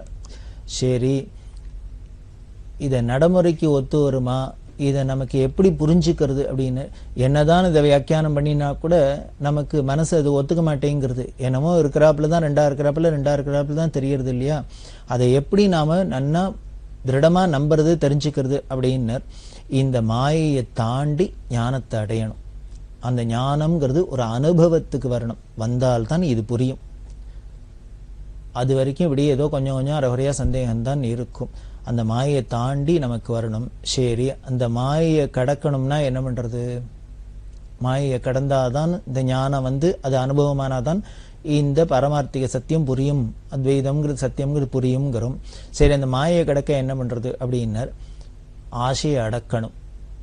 சரி, இந்த ஆசையை அடக்கணும்னா என்ன சார் பண்றது அப்படின்னா, இந்த ஆசைக்கெல்லாம் மூலமா இருக்கிற மனசை அடக்கணும் அப்படின்னு. சரி, இந்த மனசை அடக்கிறதுக்கு என்ன பண்றது? இந்த மனசுங்கிறதே என்ன, பலவிதமான எண்ணங்கள் தானே, இது வேணும் அது வேணும், இது வேண்டாம் அது வேண்டாம், இப்படி எல்லாம் தானே போறது. அப்போ அந்த மனசை அடக்கிறதுக்கு என்ன பண்ணணும்னார், இந்த மனசை பல விதத்துல தெரிஞ்சுட்டு பலவிதமான ஆசையில தெரிஞ்சுட்டு இருக்கிறத என்ன பண்ணும், ஏதோ ஒண்ணுல கொண்டு ஃபோக்கஸ் பண்ணணும். பலவிதமான ஆசையா இருக்கிறத ஒரே ஒரு ஆசையா வச்சுக்கணும். இப்படி நாலா பக்கம் ஸ்கேட்டர்டா இருக்கிறத ஒன்னா குவிச்சிட்டோம் அப்படின்னாலே அதுக்கு ஒரு சக்தி கூட தானே கூடும். பறந்து இருக்கிறத ஒன்னா குவிச்சாக்க அதுக்கு சக்தி கூட தானே இருக்கும். அப்போ நானாவிதமா இருக்கிற அந்த மனச எண்ணங்களை ஒண்ணுல கொண்டு நிலைநிறுத்தணும், ஃபோக்கஸ் பண்ணணும். அது எதுல பண்ணணும்னு, அப்படி ஃபோக்கஸ் பண்ற பாயிண்ட்டுக்கு பேர் தான், இடத்துக்கு பேர் தான் கடவுள்னு பேரு. அப்படி பண்றதுக்கு பேர் தான் பக்தின்னு பேரு. இப்போ இந்த மனசை கொண்டு பக்திங்கிற ஒரு இடத்துல ஈஸ்வரன் அப்படிங்கிற ஒரு விஷயத்துல கொண்டு நாம ஃபோக்கஸ் பண்ணிட்டோம் அப்படின்னா அதை பண்றதுக்கு தான் கர்மா பக்தி முதலான விஷயங்கள்லாம் நமக்கு சொல்லப்பட்டிருக்கு. அந்த பக்தியை எப்படி பண்றதுன்னா அதுக்கு சில காரிய ரூபங்கள்லாம் இருக்கு, அதுதான் கர்மான்னு பேரு. இப்படி இந்த கர்ம பக்தியோட இது இருந்தோம்னாலே நமக்கு இந்த மனசு அந்த எண்ணங்கள் பலவிதமா இருக்கிறது கடவுளுங்கிற ஒண்ணுத்துல போய் லயிச்சு அதுக்கப்புறம் போக போக போக போக அந்த ஆசையும் இல்லாத போய் அந்த மனசே இல்லாத போய், மனசும் இல்லாத போயிடுத்துனா ஆசை இல்லாத போயிடுத்து, ஆசையை கடந்து ஆசையும் போயிடுத்துனாக்க இப்போ மாயையை கடந்துட்டோம்னு அர்த்தம். கடந்துட்டோம்னா அந்த ஞானம் வந்துடுத்தோன்னு அர்த்தம். அனுபவத்துக்கு வந்துட்டோம்னா அப்ப தெரியும் எல்லாம் ஒண்ணுதான். அருணா சிந்தும் ஞானதம் சாந்தரூபிணம் ஸ்ரீ சந்திரசேகர குரும் பிரணமாமி முதான்பகம். இதைத்தான் விவரமா பெரிவா சொன்னா. இந்த மாயையை கடந்து இந்த ஞானம்ங்கிறது நமக்கு அனுபவமா வந்து எல்லாம் சர்வமும் ஒண்ணுதான் அப்படிங்கிறது அனுபவத்துக்கு வந்துடுத்துனாக்க அப்படி வரத அதைத்தான் மோட்சம்ங்கிறோம், விடுதலை அடையிறது அப்படிங்கிறோம். இது எங்க அப்படின்னர், இது எங்கேயோ வைகுண்டத்துக்கு போறதோ கைலாசத்துக்கு போறதோ அங்க போறதோ இங்க போறதோ ஏதோ ஒரு இடத்துல இருக்கு லோகத்துல இருக்கு அப்படின்லாம் நினைச்சுக்க வேண்டாம். அப்படி இல்லை. அது என்னன்னர், இந்த ஞானானுபவம் வந்து கொடுத்துன்னா அவனை ஜீவன் முக்தன்னு இங்கேயே இப்பவே அது சித்திச்சு கொடுத்து. நாம அப்படித்தான் இருக்கோம், ஒரிஜினலா அப்படித்தான் இருக்கோம். ஆனால் நம்ம இந்த மாயையோட சேஷ்டையினால இந்த அஜ்ஞானத்தினால நமக்கு அதை உணராத இருந்தோம். அந்த அஜ்ஞானம் பேடுத்துனா கிளாரிட்டி வந்து கொடுத்துன்னா தெளிவு ஏற்பட்டு கொடுத்துன்னா அந்த அனுபவம் உடனே வந்து கொடுத்தோம். அதுக்கு முன்னாலேயே அனுபவம் இருந்தது. அதாவது உதாரணம் சொல்வா, கழுத்துல ஒருத்தர் மாலையை போட்டிருந்தார். அவர் ஏதோ மறதியில மாலை எங்கேயோ காணா போயிடுத்து அப்படின்னு நினைச்சுன்னு தேடுற தேடுன்னு தேடுற எல்லா இடத்துலையும். அப்படி தேடுறதே ஒருத்தர் வந்தார். என்ன சார் தேடினுக்கு? இல்லை சார், என்னோட நவரத்ன மாலை ரொம்ப வேல்யூபிள் மாலை, அது எங்கேயோ தொலைச்சுட்டேன் காணும், கழுத்துல போட்டுனா எங்கேயோ கைட்டி வச்சேன் போல இருக்கு, தெரியல அப்படிங்கிற உடனே அவர் பார்த்துட்டு சிரிச்சுட்டே என்ன போச்சு போங்க தேடு அப்படின்ட்டு. எப்படி கிடைக்கும் உங்களுக்கு? கிடைக்காது அப்படின்னு. ஏன்னு? உங்க கழுத்துலேயே இருக்கு, அது நீங்க வெளியில தள்ளலாம் அப்படி கிடைக்கும். அப்புறம் தான் இவர் தொட்டு பார்த்தா கழுத்துல மாலை இருக்கு. இவர் ஏதோ ஒரு மறதியில தவறுதலா புரிஞ்சுட்டோம், மாலையை கேட்டு இங்கே வச்சுட்டோம், தொலைஞ்சு போயிடுத்தாக்கும் அப்படின்னு. இப்ப தொலைஞ்சு போயிடுத்துன்னு நினைச்ச வரைக்கும் கழுத்துல அந்த மாலை இருக்கிற ஃபீலிங்கே இல்லாத இருந்தது. யாரோ ஒருத்தர் வழியிலேருந்து வந்து பார்த்துட்டு அதோ உங்க கழுத்துலயே தான் இருக்கு அப்படின்னு சொன்ன மாத்திரத்துல மாலை இருக்கிறது தெரிய ஆரம்பிச்சு கொடுத்து. இதை போலதான் அத்வைத அனுபூதியும் மோட்சம்ங்கிறது என்ன அப்படின்னர், அந்த பரமாத்மா வேற வேற ஜீவாத்மா வேற இல்லப்பா, உனக்குள்ள இருக்கிறதே அந்த பரமாத்மா தாப்பான் அப்படின்னு சொல்லி காமிக்கிறவருக்கு பேர் தான் குருன்னு பேரு. இதோ மாலை உங்களிடத்திலே இருக்குன்னு காமிக்கிற பேர் தான் குருன்னு பேரு. நாம அஜ்ஞானிகளா இருக்கிறதே உள்ளுக்குள்ள இருந்தா கூட அந்த அனுபவம் இருந்தா கூட இல்லாத மாதிரி ஒரு பிரமிச்சு போய் மாயையினால வெளியெல்லாம் எங்கேயோ தேடுறோம். ஆனா அப்படி இல்லைன்னு காமிச்சோடனே நமக்கு அந்த க்ஷணமே சித்திச்சுடுறாப்புலதான். அதைத்தான் ஜீவன் முக்த நிலை அப்படின்னு சொல்றோம். இங்கேயே இப்பயே அனுபவிக்கலாம் அப்படின்லாம் சொல்றோம். இதெல்லாம் தான் பெரியவா சொன்ன. சரி, இப்படி பலவிதமா தெரியுது அப்படின்லாம் சொல்றோம் அப்படின்னா அதுக்கு இன்னொரு உதாரணம் சொல்றது. நமக்கு 3 அவஸ்தை இருக்கு, ஜாகிரத், ஸ்வப்னம், சுஷுப்தி அப்படின்லாம். அதாவது முழிச்சுன்னு இருக்கிறது, தூங்கிறது, இது ரெண்டுத்துக்கு நடுப்புற சொப்பனம் காண்றது, அதுதான் ஜாகிரத் சொப்ன சுஷுப்தி அப்படிங்கிறது. இப்போ சொப்பனம் ஒருத்தர் படுத்துன்னு தூங்குறதே சொப்பனம் காண்ற. இந்த சொப்பனம் காண்றதே என்னெல்லாமோ நடக்கிறது காரியம். அதுல அவர் அமெரிக்காவுக்கு போறார், இனிமே அல்வாவை சாப்பிட்றாரு, அத்தை பண்றாரு, இத்தை பண்றாரு, சண்டை போடுறாரு, அழறாரு, சிரிக்கிறார், என்னெல்லாமோ ஏகப்பட்ட காரியம் பண்றாப்புல சொப்பனம் வருது. ஆனால் இந்த தூக்கம் கழிஞ்சு முழிச்சுன்னு விட்டாருன்னா பார்த்தா இப்போ இத்தனை சொப்பனமே எங்க போச்சுன்னு தெரியல. இந்த சொப்பனம் காண்றதே அது அத்தனையும் நிஜமாவே இருந்தது. அந்த சொப்பனத்துல திருடம் வராப்புல இருந்தா இவர் கத்துறார், அதுல யாரான அடிக்கிறாப்புல இருந்தா இவர் அழறார், எல்லாம் பிரத்யக்ஷத்திலையும் நடக்கிறது. அவர் தூங்கிண்டா கூட அவரையும் மரியாதை இது அத்தனையும் நடக்கிறது. இதுலேருந்தே தெரியுது. இப்போ இந்த சொப்பனத்துல இனிமே திருடன் வந்தான், அமெரிக்காவுக்கு போனார், பிளேன் வந்தது, கார் வந்து அப்படின்னா நிஜமாவே பிளேனு காரு திருடன்லாம் வந்தாலும் எல்லாம் இவரோட மனசுலேருந்து தான் அத்தனையும் எழும்பித்து. இப்ப பாருங்கோ, ஒரே ஆள் தான், இவரோட ஒரு மனசு தான். இதுவே இத்தனை விஷயமா நானாவிதமான விஷயங்களா ஆயிருக்கு. இதை போலதான் அந்த மாயா சக்தியினால அந்த பரமாத்மாவோட அந்த திவ்ய சக்தி தான் நானாவித பிரபஞ்சமா ஆகி நாமளாவும் அதுவாமாயி எல்லாவும் ஆகியிருக்கு அப்படிங்கிறதுலாம் அத்வைதம் சொல்றது. அப்படி எல்லாம் சொல்லி இந்த அத்வைதத்துக்கும் துவைதத்துக்கும் உள்ளதெல்லாம் பெரியவா ரொம்ப அழகா வியாக்கியானம் பண்ணினா. அதே மாதிரி அணுவிஞ்ஞான மூலியமாகவும் நமக்கு அதை நிரூபணம் பண்ணி காமிக்கிறா. அதெல்லாம் தெய்வத்தினுக்குள்ள படிச்சேன்னா ரொம்ப சுவாரஸ்யமா இருக்கும். பார்த்தேன்னா அணுவிஞ்ஞானத்திலே என்ன சொல்றா அப்படின்னர், இந்த அணுவிஞ்ஞானமே டெவலப் ஆனதே எதை நிரூபணம் பண்றதுன்னு அத்வைதம் சத்தியம் அப்படிங்கிறது அல்டிமேட் அதுதான் அப்படிங்கிறத காமிக்கிறாப்புல இருக்கான். 50 அதாவது பெரியவா சொல்றதே 50 வருஷம் ஆச்சு அப்படின்னா 70-80 வருஷத்துக்கு முன்னால என்ன பண்ணினா உலகத்துல உள்ள மூலப்பொருட்கள்லாம் இந்த எலிமெண்ட்ஸ் எல்லாம் 72 மூலப்பொருட்களுக்குள்ள அதை அடக்கியிருந்தா, ஆனால் என்ன ஆச்சு அந்த 72 ஒண்ணுக்கு ஒண்ணு மாறுபட்டது அப்படின்லாம் ஒரு சித்தாந்தம் இருந்தது, சயின்ஸ் இல்லையே. அதுக்கப்புறம் அந்த அணு விஞ்ஞானம் டெவலப் ஆக என்ன ஆயிடுத்து அப்படின்னார், அதெல்லாம் 72 இல்லை, எல்லாம் ஒரே மூலப்பொருளுக்குள்ளதான் அடங்கி விடுறது அப்படி எல்லாம் சொல்லி அது ஒரே எனர்ஜி மயமா இருக்கு அப்படின்னு சக்தி பிரவாகமா இருக்கு அப்படின்லாம் சொல்றா. இப்போ இந்த மேட்டர் எனர்ஜி ரெண்டும் கூட வேற வேற இல்லை, ரெண்டும் ஒண்ணுதான் அப்படின்னு சொல்லிட்டு இந்த உலகத்துல இருக்கிறது எல்லாமே ரிலேட்டிவ் தான், ஒண்ணு கூட தனியா இல்லை, அப்சல்யூட் இல்லை, ஒண்ணுத்துக்கு ஒண்ணும் ஒரு தொடர்புடையதான், ரிலேட்டிவ் தான் அப்படின்லாம் சொல்லிலாம் அணுவிஞ்ஞானம் சொல்றது அப்படின்லாம் அதையும் எக்ஸ்பிளைன் பண்றா. இதெல்லாம் எக்ஸ்பிளைன் பண்ணி நீங்க பார்த்தீங்கன்னா பூஜ்யம் அப்படின்னு இருக்கு, அந்த பூஜ்யம் வெறும் பூஜ்யமா இருந்தா அதுக்கு ஒரு வேல்யூவும் இல்லை. அதுவே ஒரு ஒண்ணுத்துக்கு 1 அப்படிங்கிற நம்பருக்கு பக்கத்துல வந்துடுத்துன்னா உடனே இந்த 1க்கும் வேல்யூ 10ன்னு ஆயிடுறது, இந்த பூஜ்யத்துக்கும் இப்ப வேல்யூ வந்துடுறது. அதை போலதான் இந்த மாயைங்கிறது இந்த பிரம்மத்தை டிபெண்ட் பண்ணி அதோட இருக்கிறதே இப்படி நானா விதமா இன்ஃபினிட்டியா காமிக்கிறது பிரபஞ்சத்தை. அது ரெண்டும் ஐக்கியம் ஆயிடுத்துன்னா ஒன்னா ஆயிடுத்துனாக்க இந்த ஒன்னோட சேர்ந்தாதான் பூஜ்யத்துக்கு வேல்யூ வராப்புலதான் இது. அதுதான் அத்வைதம் சொல்றது. இப்படி எக்ஸ்பிளைன்லாம் பண்ணினா ராஜா ரொம்ப சந்தோஷப்பட்டார். அப்படி இருக்கிறதே என்ன பண்ணினா முலுகுந்து ஸ்ரீபாத சாஸ்திரி அப்படின்னு ஒருத்தர் வந்திருந்தார் அப்படின்னு சொன்னோம். இந்த சங்கர ஜெயந்தி அன்னைக்கு பெரியவா இதெல்லாம் எக்ஸ்பிளைன் பண்ணா அத்வைதத்தை பத்தி கணித ரூபத்திலையும் யுவராஜாக்கு எக்ஸ்பிளைன் பண்ணா சண்டூர் ராஜாக்கு. இப்ப இதுக்கும் போராத்துக்கு மேல என்ன பண்ணினா இந்த முலுகுந்து சாஸ்திரியில இந்த சங்கர ஜெயந்தியில எல்லாம் நடந்துட்டு இருக்கிறது அவருக்கு கீதை தெரியுமா கேளுன்னார். அவர் பெரிய வித்வான், தெரியும் எந்த அத்தியாயத்துல சொல்லணும் அப்படின்னு. உடனே பெரியவா ஏதோ ஒரு அத்தியாயத்துல ஒரு ஸ்லோகத்தை எடுத்து அடி எடுத்து கொடுத்தா, இதை சொல்லு அப்படின்னார். அவர் சொன்னார். உடனே பெரியவா சொன்னா இதை கன்னடத்துல அப்படியே இதோட அர்த்தத்தை அவரை உபன்யாசம் பண்ண சொல்லு, வியாக்கியானம் பண்ண சொல்லு அப்படின்னு. அவரோ பெரிய ஸ்ரீபாலகிருஷ்ண மகா பண்டிதர், அத்வைத சித்தாந்தத்துல பெரிய மேதை. அவர் உடனே இந்த கீதா ஸ்லோகத்துக்கு பிரமாதமா வியாக்கியானம் பண்ணார் கன்னடத்துல. இந்த கன்னடத்துல கேட்டு இந்த ஷாண்டூர் ராஜாக்கு ரொம்ப சந்தோஷமா இருந்தது. இது இன்னும் தான் கேட்ட கேள்விக்கு எவ்வளவு தெள்ள தெளிவா பதில் கிடைக்கிறது அப்படின்னு சொல்லிட்டு பெரியவாள்கிட்ட நமஸ்காரம் பண்ணி ரொம்ப பிரார்த்தனை பண்ணிட்டார். பெரியவா எதுக்காக அவர் திடீர்னு இந்த கீதா ஸ்லோகத்தை சொல்ல சொன்னா அப்படின்னா இதுக்காக தான் அப்படின்னு அப்புறம் புரிஞ்சுட்டார். இப்படி எந்த ஒரு விஷயத்தை எடுத்தினாலும் ஒருத்தருக்கு சந்தேகத்தை போக்கணும் அப்படின்னா ஒரு குருன்னா இப்படி இருக்கணும். ஒரு குருகிட்ட போய் நாம ஒரு சந்தேகத்தை கேட்டு அவர் பதில் சொல்லிட்டார்னா அதுக்கப்புறம் நமக்கு திருப்பி சந்தேகம் வரலாமோ? வரப்படாது. அப்பேற்பட்ட சத்குருவா இருக்கணும். அப்படிதான் பண்ணினா பெரியவா. அப்படி இருக்கிற பெரியவா இன்னும் யாரா இருந்தாலும் சரி, என்ன சந்தேகத்தோட வந்தாலும் சரி, அதுல எப்படி சந்தேகத்தை தீர்த்து வைப்பா, அவளுக்கு சமமா பழகுவா அப்படிங்கிறத பல நிகழ்ச்சிகள் மூலியம் பார்க்கலாம். யார் வந்தாலும் அவளுக்கு ஏத்தாப்புல இப்படி சொல்லுவா அப்படின்னும்.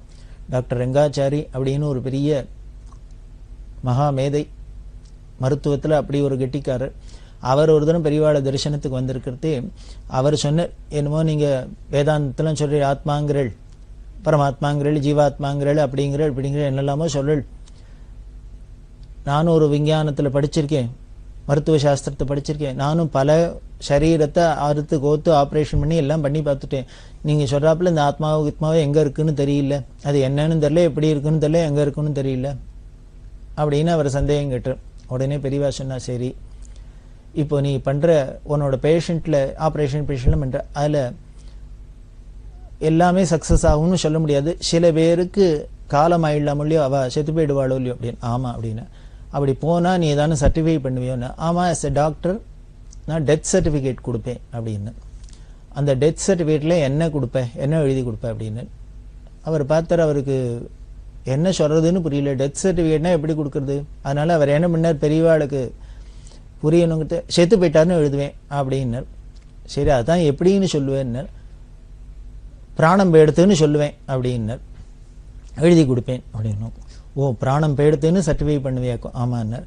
சரி பிராணம் போயிடுத்துன்னு இப்போ சர்டிஃபை பண்ணுறியே, நீ இவ்வளவு ஆப்ரேஷன் பண்ணியிருக்க, இனிமேல் எல்லா பார்ட்டியும் பார்த்துருக்கியே, அந்த பிராணனை பார்த்துருக்கியோன்னா, ஒரு சரீரத்துக்குள்ள இருக்கிற பிராணனை நீ பார்த்துருக்கியோ, உயிரை பார்த்துருக்கியோ அப்படின்னார். அவருக்கு தூக்கி அறி போட்டது. முழிச்சுன்னு நின்னர். இல்லை அதை எப்படி பார்க்க முடியும் அப்படின்னார். உடனே பெரியவா கிட்ட, நீ பார்த்ததே இல்லைங்கிற, ஆனால் அதை பேடுத்துன்னு எப்படி சர்டிஃபிகேட் கொடுத்த அப்படின்னா. பார்க்காத ஒன்று பேடுத்துன்னு எப்படி யாரும் சர்டிஃபிகேட் கொடுக்க முடியும், நீ எப்படி கொடுத்த அப்படின்னா. அவருக்கு ரொம்ப சுவாரஸ்யமா இருந்தது. பெரியவா எப்படி நம்ம கேட்ட கேள்வியை வச்சு நம்மளையே வச்சு நம்மளை மடக்கி நமக்கு தெளிவை ஏற்படுத்துறாபார் அப்படின்னு. இல்ல அது உயிரோட இருக்கிறதுக்கும் அந்த பிராணன் உள்ள இருக்கிறதுக்கும் இல்லாத சரீரத்துக்கும் வித்தியாசம் தெரியறதோ இல்லையோ அப்படின்னார். ஒரு பிராணனோட இருக்கிற சரீரத்துக்கும் பிராணன் இல்லாத சரீரத்துக்கும் வித்தியாசம் தெரியறதே, அதை வச்சு நான் அனுமானம் எல்லாமே தெரியறதோ இல்லையோ உனக்கு. நீ அந்த பிராணனை உயிரை பார்க்கலன்னா கூட அது சரீரத்துல இருக்கிறதே, அது இருக்கிறதுக்கும் அது போனதுன்னா போயிடுத்துங்கிறதுக்கும் தெரியுது. இதை நாம பார்க்கலன்னா கூட உணர்றோம், ஃபீல் பண்றோம், அனுபவத்துல நாம அதை ஃபீல் பண்றோம். அதை போலதான்ப்பா இந்த பரமாத்மா ஜீவாத்மா அப்படிங்கிறதுல இந்த ஆத்மஸ்வரூபம் இந்த வேதாந்தத்துல எல்லாத்தையும் நாம அனுபவிச்சாதான் அதை உணர முடியுமே வழிய இனிமே வியாக்கியானம் பண்ணினோ இல்லை எய்தாப்புல ஒரு மாடலை வச்சுட்டோ அத்தை பண்ணிண்டோ இத்தை பண்ணிண்டோ ஸ்தூலமா காமிச்சல நாம இதை பண்ணவே முடியாது. ஆத்மானுபவம் ஆத்மானுபவம் அப்படின்னு தான் சொல்லியிருக்கு. மோக்ஷானுபவம் ஆனந்தானுபவம் அப்படின்லாம் தான் சொல்றோம். இந்த மோட்சம் அப்படிங்கிறது ஒரு அனுபவம் அப்படின்னு தான் சொல்றோமே வழிய அதை அடைய வேண்டிய ஒரு சாமான் மாதிரி வஸ்து இல்லை. அது எங்கேயோ ஒரு லோகம் இருக்கு அப்படின்னாலே, இப்படி நமக்கு அந்நியமா இன்னொன்னு இருக்கு அங்க போறோம் வரோம் அப்படின்னாலே இது துவைதமா எடுத்துனாலே இது டேஞ்சர் தான். என்னைக்கு வேணாலும் அங்கேருந்து நம்மளை கீழே தள்ளலாம். எத்தனை நாளைக்கு அங்க இருக்கிறது, இனிமே எப்படி போறது, இனிமே எத்தனை பேர் அங்க இடங்குள்ள, இது மாதிரி வேண்டாத பிரச்சனை எல்லாம் வரும். இப்படி துவைத பாவம் வந்துடுத்துனாலே என்ன ஆயிடும் அப்படின்னா, அப்புறம் நமக்கு ஆட்டோமேட்டிக்கா ராகம் வந்துடும், தேஷம் வந்துடும், பயம் வந்துடும், காமம் வந்துடும், குரோதம் வந்துடும். இப்படி பலவிதமான இந்த சம்சாரத்துல கட்டி போடக்கூடிய அத்தனை பிராரப்தங்களும் வந்து சேரும். அதனாலதான் அந்த அத்வைதம் சத்தியம் அப்படின்னு சொல்லி அது அனுபவம் அப்படின்லாம் சொல்லி ரங்காச்சாரிக்கு எக்ஸ்பிளைன் பண்ணா அவர் ரொம்ப சந்தோஷப்பட்டார். நான் இது பல பேர்கிட்ட கேட்டிருக்கேன், பல பேர் என்னெல்லாமோ வித்தியாசமா பதில் சொல்லியிருக்கா, ஆனா இது ரொம்ப தெளிவா பெரிவா சொல்லிட்டா அப்படின்னு அவர் சந்தோஷப்பட்டார். இப்படி யாரு வந்தாலும் சரி அவளோட யோகியதைக்கு ஏத்தாப்புல அவளோட சந்தேகத்தை தீர்க்கிறதுங்கிறது பெரியவாளோட சிறப்பு அப்படின்னு சொல்லி இந்த பெரியவா இன்னும் மேற்கொண்டு என்னென்னலாம் அவ அருள்லீலை பிரவாகம் ஓடுறது அப்படிங்கிறத தொடர்ந்து பார்க்கலாம். பெரியவா சரணம். இந்நிகழ்ச்சியின் அடுத்த பகுதி நாளை மாலை இதே நேரத்தில் ஒளிபரப்பாகும். பெரியவா சரணம். பெரியவா சரணம். அடுத்த நிகழ்ச்சி திருவாசக இன்னிசை. வழங்குபவர் ஸ்ரீ சத்குருநாத தேசிகர் அவர்கள். பெரியவா சரணம். திருச்சிற்றம்பலம். திருச்சாழல். பூசுவதும் வெண்ணீர் பூண்பதும் பொங்கரவும், பூசுவதும் வெண்ணீர் பூண்பதும் பொங்கரவும், பேசுவதும் திருவாயால் மறைபோலும் காணேடி, பூசுவதும் பேசுவதும் பூண்பதும் கொண்டு என்னை, பூசுவதும் பேசுவதும் பூண்பதும் கொண்டு என்னை, ஈசனவன் எவ்வுயிர்க்கும் இயல்பானான் சாழலோ.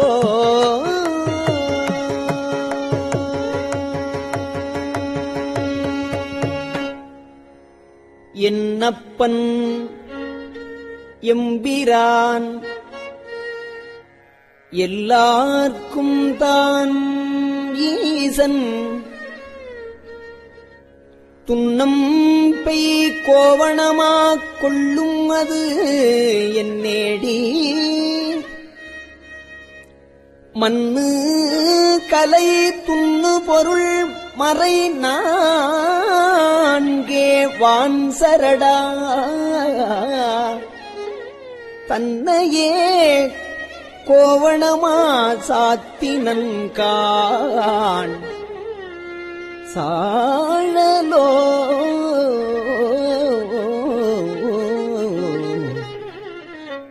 கோயில் சுடுகாடு கொல்புலி தோல் நல்லாடை தாயுமினி தந்தையிலே தான் தனியன் தாயுமிலி தந்தையிலே தான் தனியன் காணேடி தாயுமிலி தந்தையிலே தான் தனியன் ஆயிடினும்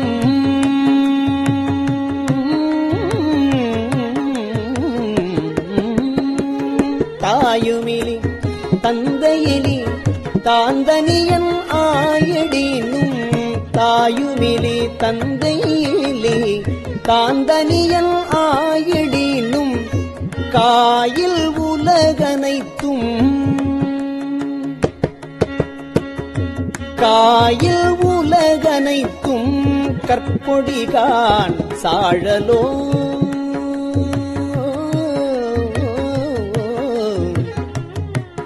ஆனா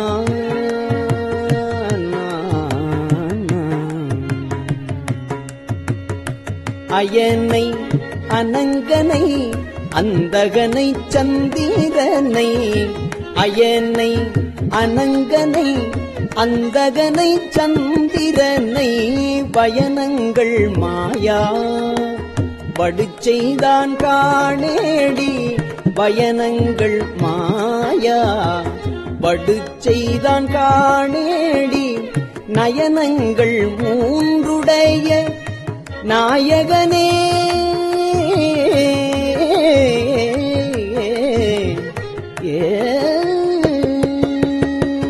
நயனங்கள் மூன்றுடைய நாயகனே தண்டித்தால் சயமன்றோ வானவர்க்கு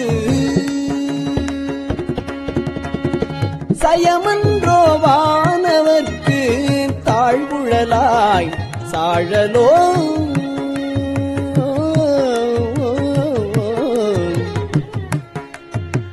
தக்கனையும் எச்சனையும் தலையறுத்து தேவர்கணம் தக்கனையும் எச்சனையும் தலையறுத்து தேவர்கணம் தொக்கன வந்தவர் தம்மை தொலைத்ததுதான் என் நேடி தொக்கன வந்தவர் தம்மை தொலைத்தருளி அருள் கொடுத்தங்கு எச்சனுக்கும் இகைத்தலை மற்ற அருளினன் காண் சாழலோ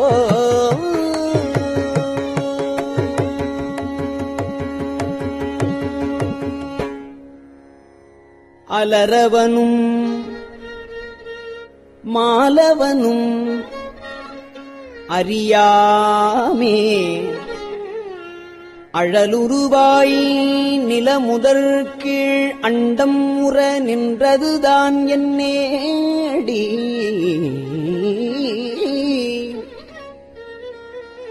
அழலுருவாய் நின்றதுதான் என்னேடி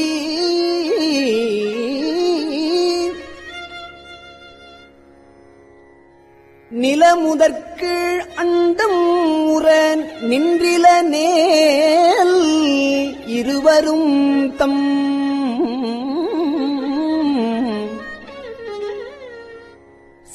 சலமுகத்தால் ஆங்காரம் தவிரார் காண் சாழலோ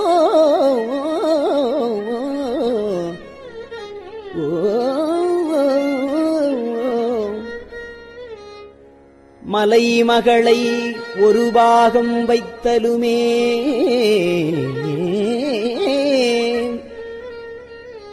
மற்றொருத்தி சலமுகத்தால் அவன் சடையிற்பாயும் அது என்னேடி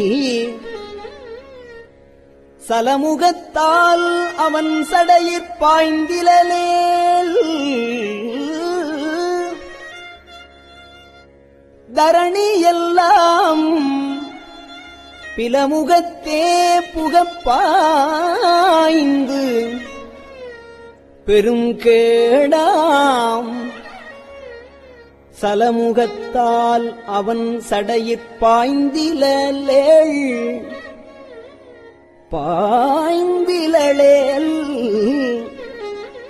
தரணியெல்லாம் பிலமுகத்தே புகப்பாய்ந்து பெரும் கேடாம் சாழலோ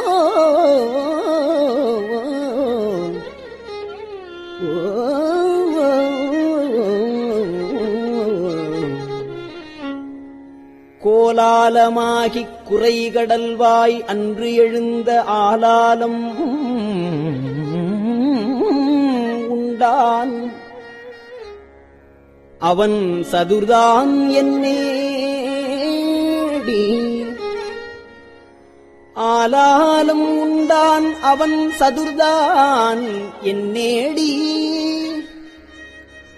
ஆலாலம் உண்டிலனேல் அன்று அயன்மால்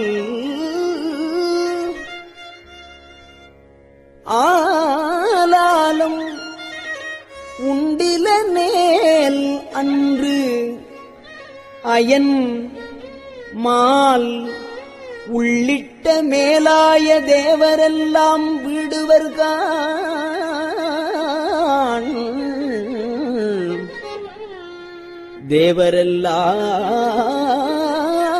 தேவரெல்லாம் வீடுவர்கான் சாழலோ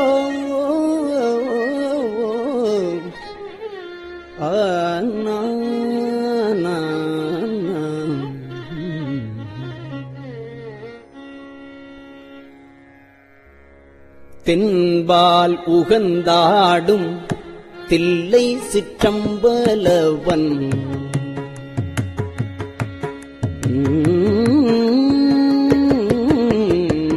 தென்பால் உகந்தாடும் தில்லை சிற்றம்பலவன் தென்பால் உகந்தாடும் தில்லை சிற்றம்பலவன் பெண்பால் உகந்தான் பெரும் பித்தன்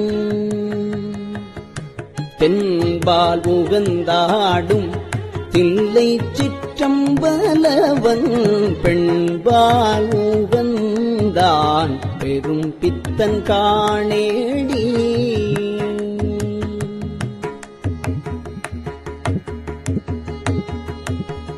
பெண்பால் உகந்தில நேல்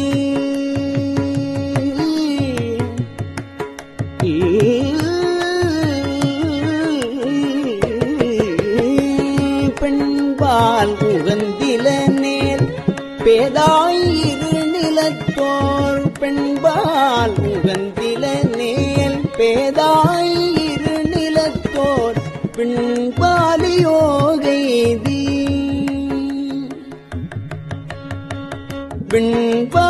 பின்பாலியோகைதி விடுவர்கான் சாழலோ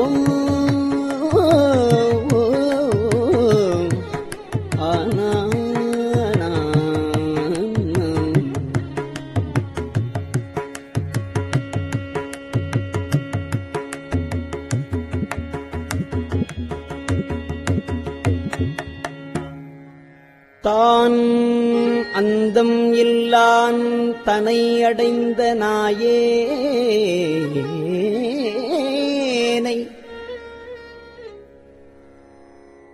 ஆனந்த வெள்ளத்து அழுத்துவித்தான் காணேடி ஆனந்த வெள்ளத்து அழுத்துவித்த திருவடிகள்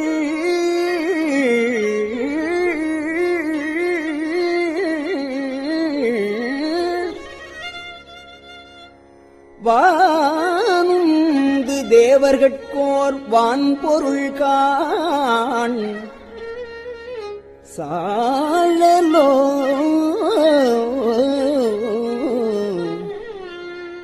சாழலோ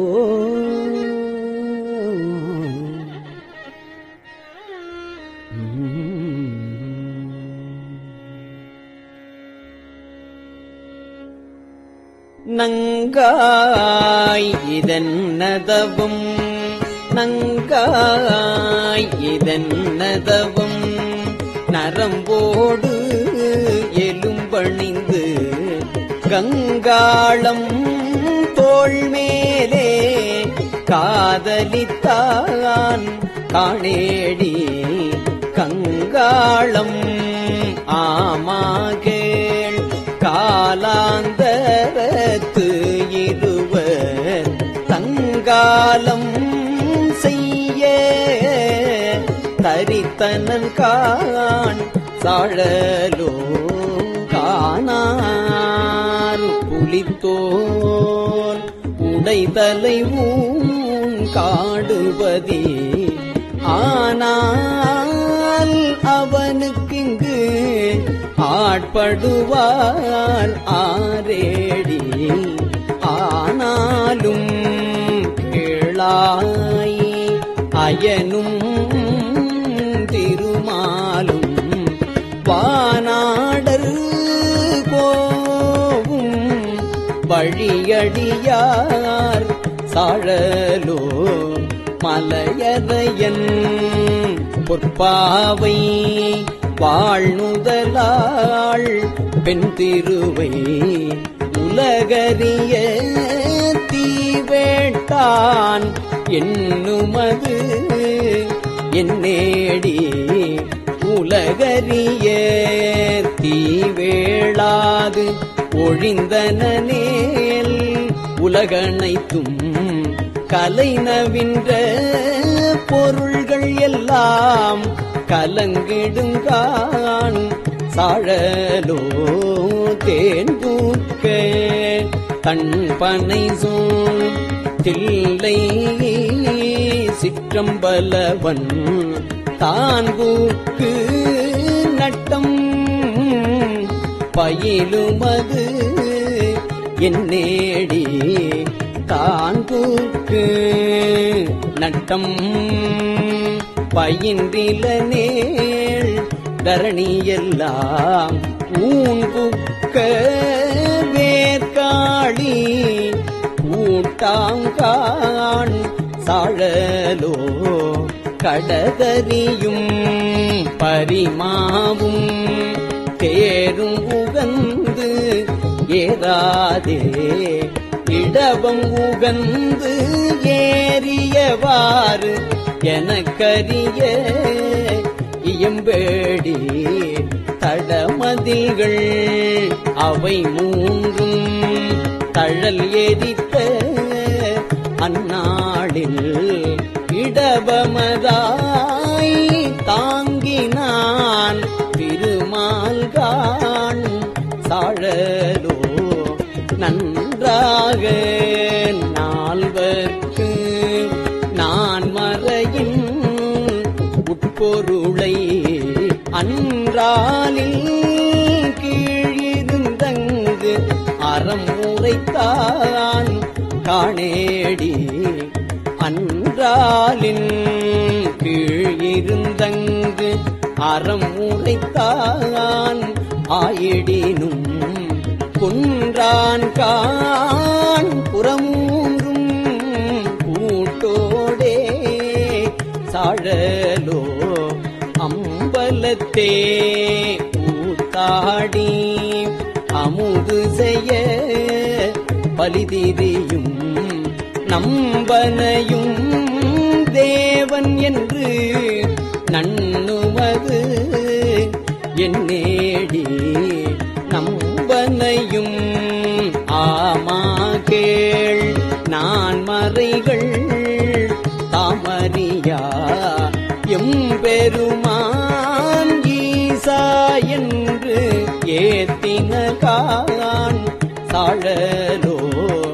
சலமுடைய சலந்தரந்தன் உடல் தடிந்த நல்லாழி நலமுடைய நாரணற்கு அன்று அருளியவாறு என்னேடி நலமுடைய நாரணந்தன் நயனம் கிடந்து அரண்அடிக்கீழ் அலராக இட ஆழி அருளினன் காண் சாழலோ அம்பரமாம் புள்ளி தோல் ஆலாலம் ஆரமுதம் எம்பெருமான் உண்ட சதுர் எனக்கரிய இயம்பேடி எம்பெருமான்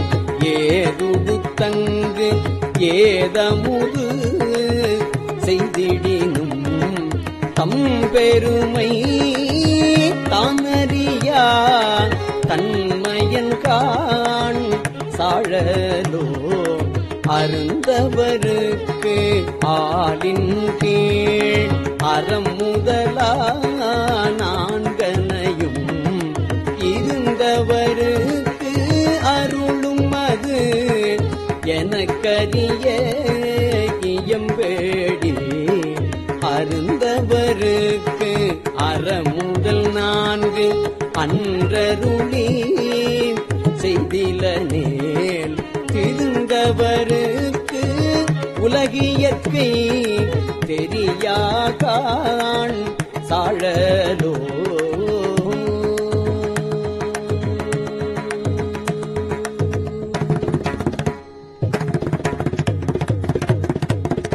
திருச்சிற்றம்பலம்.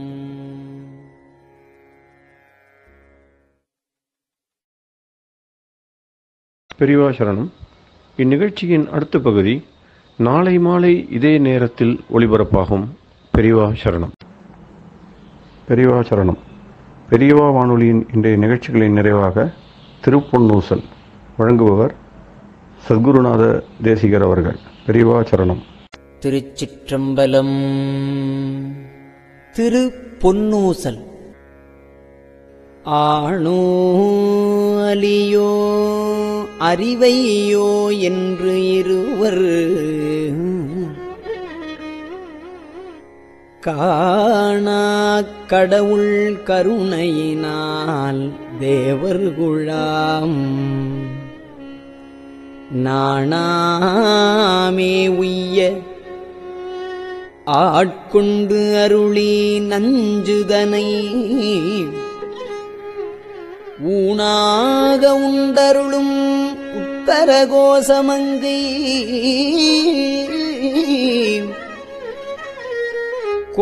கோணாறு பிறைச்சன்னி கூத்தன் குணம் பரவி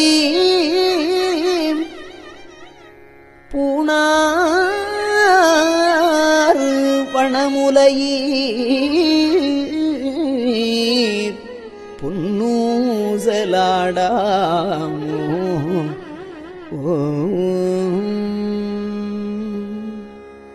திருச்சிற்றம்பலம். கஞ்சிவல காமாட்சி தன் குழந்தாய் சங்கரரே கஞ்சிவல காமாட்சி தன் குழந்தாய் சங்கரரே குரு சந்திரசேகரரே உறங்கிடுவீர்களே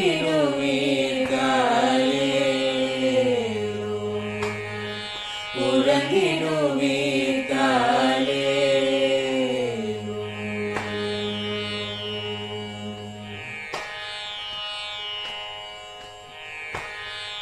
ஆதிகுரு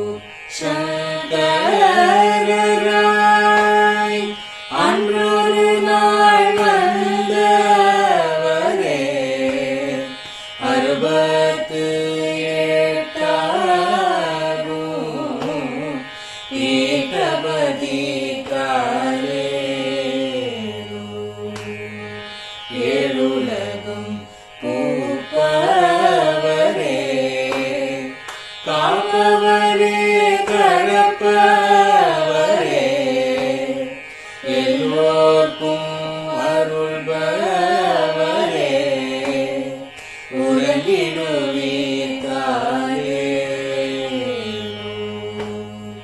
அயனுடனே மாலவனோ தேடிய பொற்பதத்தவனோ அருமறைகள் சாற்றும் முயல் மலர்பதமே தாரே முக்தி நிலை எய்திடவே சக்தி தரும் சத்குருவே முக்தி நிலை எய்திடவே சக்தி தரும் சத்குருவே நித்தமெங்கள் நாவீசையில் நித்திரை கொள்தாரே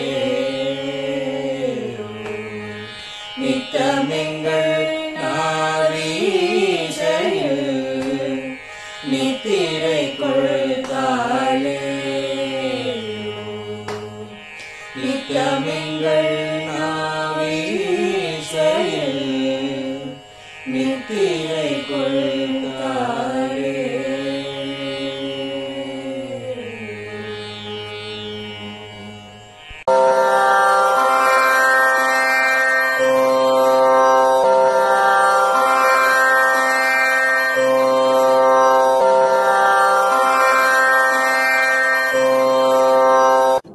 பெரியவா சரணம். பெரியவா வானொலியின் மாலை நிகழ்ச்சிகள் இத்துடன் நிறைவடைகின்றன. எமது அடுத்த ஒளிபரப்பு நாளை காலை இந்திய நேரப்படி 6 மணிக்கு துவங்கும். பெரியவா சரணம்.